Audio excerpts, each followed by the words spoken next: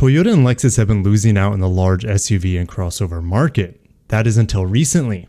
Toyota's all-new 2023 Sequoia looks to heat things up for seating up to 8, standard hybrid power and efficiency, and class-leading technology. Lexus is riding high on demand for the Land Cruiser-based LX600 and its ultra-luxury and F-Sport offerings, but it is not enough for the world's largest automaker. Toyota and Lexus both will be releasing 2 all-new 3-row crossovers coming in the next year. Will they be grand enough to take the fight to Jeep's Grand Wagoneer or Acura's MDX? What can these new crossovers offer? Join us as we dive into the details of Toyota and Lexus's all-new 3-row people haulers that will shake up the car industry. Large 3-row people movers have never been Toyota or Lexus's strong suit. The Sequoias, Land Cruisers, 4Runners, and Highlanders throughout Toyota's history have never been able to take on the people moving capacity of the Suburbans and Expeditions. And now we also have the Grand Wagoneer and the onslaught of the Koreans as well. Lexus has not been able to compete well in the 3-row luxury people mover segment either. The LX and GX have either been too expensive or limited in cargo and passenger capacity to compete against the Escalades, Navigators, MDXs, QX60, Q7, GLS, and now the BMW X7. And the afterthought that is the Lexus RX 350L and 450HL has been bought more times for the additional cargo capacity than for its extra row of seats. But the agony of large Toyota and Lexus families is coming to an end in 2023 with the Toyota GrandHighlander and the Lexus TX, or so we think they're called. In April of 2021, Toyota announced 2 all-new vehicles coming from its Indiana plant. The plant in Princeton is famous for producing the Tundra at one point in time, but also they produce now the Sienna minivan, fully hybrid mind you, and the existing 3-row Highlander crossover. The plant had previously assembled the Sequoia before the behemoth set sails for the San Antonio plant to be assembled alongside the all-new Tundra pickup truck.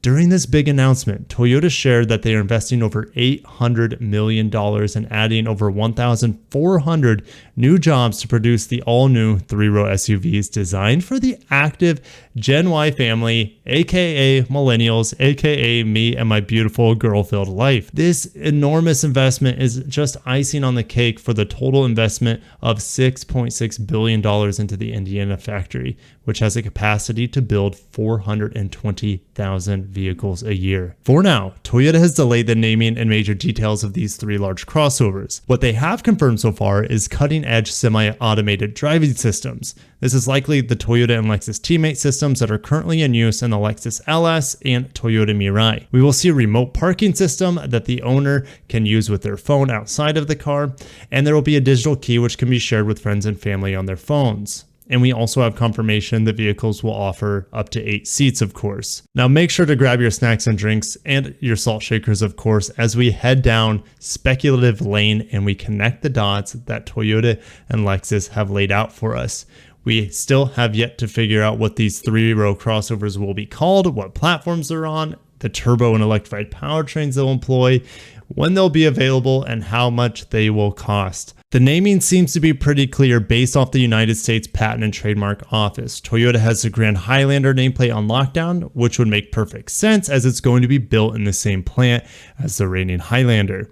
And Grand because it will be bigger, of course. For Lexus, TX has been claimed. TX is perfect because it references Texas, which is, everything's bigger in Texas. Ironically, it's made in Indiana anyways. It has many additional numbers attached to it.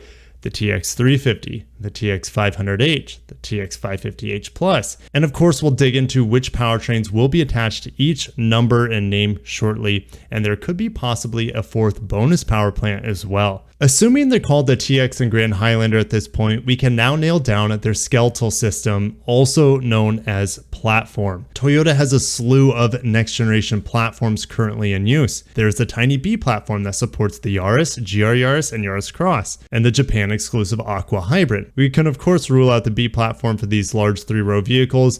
What about the C platform? Certainly too small as well, with the likes of the Prius, Corolla, Corolla Cross, CHR, and Lexus UX being based on. So let's go big. How about Toyota's body-on-frame F platform that underpins the Land Cruiser 300, the LX, the Tundra, the new Sequoia, future Prado, Tacoma 4Runner, GX, etc. Certainly not flexible enough, it's too heavy, and we know the only F platform facility in America is in San Antonio.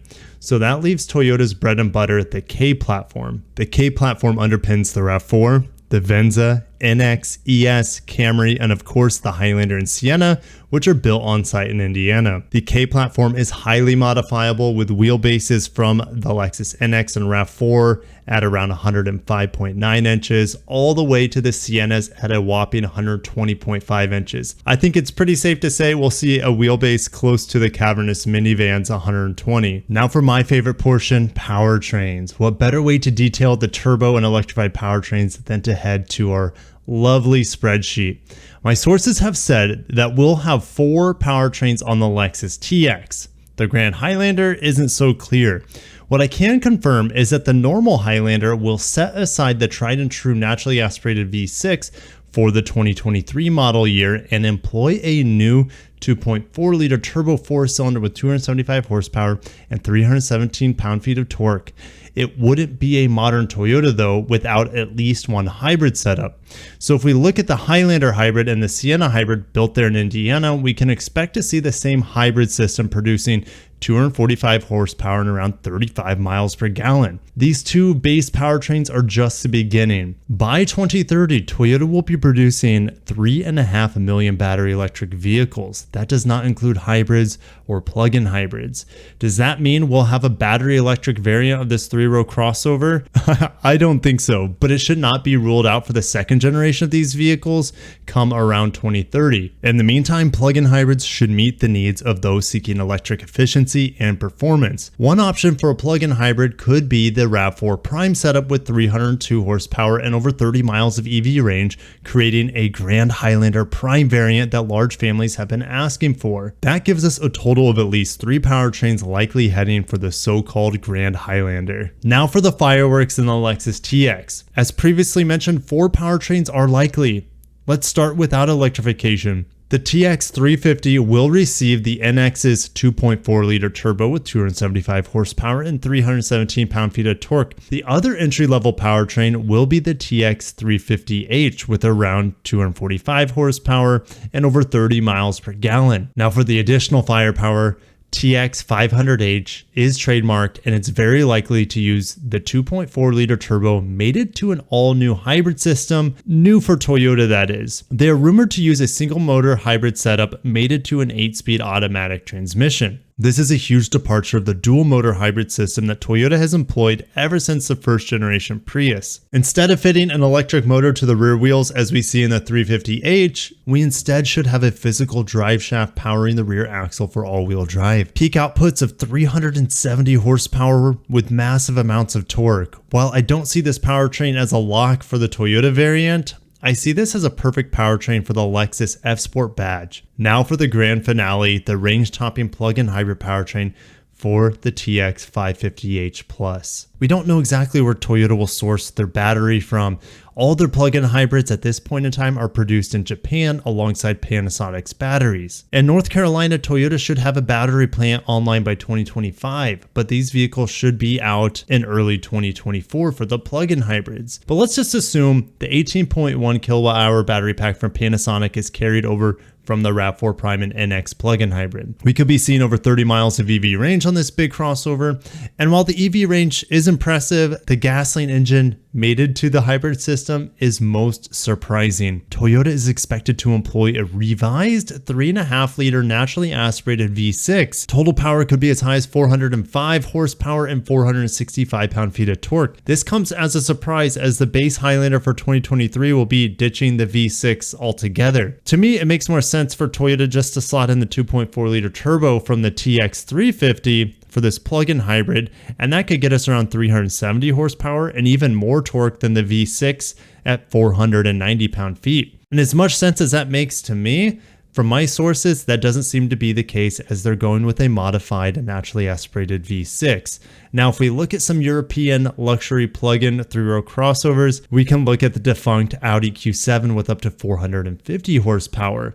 Now that has a turbo V6, which I don't believe Toyota will be going that route with their TX. We can look at the Volvo XC90 Recharge that has just been updated with a bigger battery to support 35 miles of EV range and a whopping 455 horsepower and over 520 pound-feet of torque. The Lexus TX 550h Plus with even a non-boosted V6 should provide fairly similar power and torque figures without the complexity of a turbo, or in Volvo's case, the complexity of a supercharger and a turbocharger on a tiny 2-liter 4-cylinder. So there you have it, turbo 4-cylinder, naturally aspirated hybrid 4-cylinder, turbo 4-cylinder hybrid, and a strange naturally aspirated V6 plug-in hybrid, which very well could be a F-Sport performance model for Lexus. Should round out the powertrains on the premium side, and then looking at the Grand Highlander, we could be seeing the turbo 4-cylinder, the naturally aspirated 4-cylinder hybrid, and likely one of the two mentioned plug-in hybrids. So when could we see these large people movers from Toyota and Lexus, and in what sort of volume capacity, and how much will they cost? Well, I'm very confident we could see the Grand Highlander as early as May of 2023, and the Lexus to follow up in October of 2023. However, with the disruptions in the supply chain worldwide, we could see delays of a month or two for each model. Toyota can produce 420,000 vehicles from the Indiana plant. The Highlander sold over 264,000 units in 2021, and the Sienna sold over 107,000 units in the United States alone. That only leaves about 48,000 units combined for the Grand Highlander and the Lexus TX, which could actually meet the demand of the first year of production. But if demand surges for the larger 3-row vehicles, Toyota could easily reduce the volume on the standard Highlander in order to meet the large vehicle demand. Pricing for the base normal Highlander is a little over $35,000 US, so expect a starting MSRP in the low $40,000 range for the Grand Highlander. For the Lexus TX, we could easily see a $10,000 premium. So starting in the low 50s is what I'm expecting, topping out around $75,000 to $80,000 for a potential TX 550h plug-in hybrid F-Sport performance model.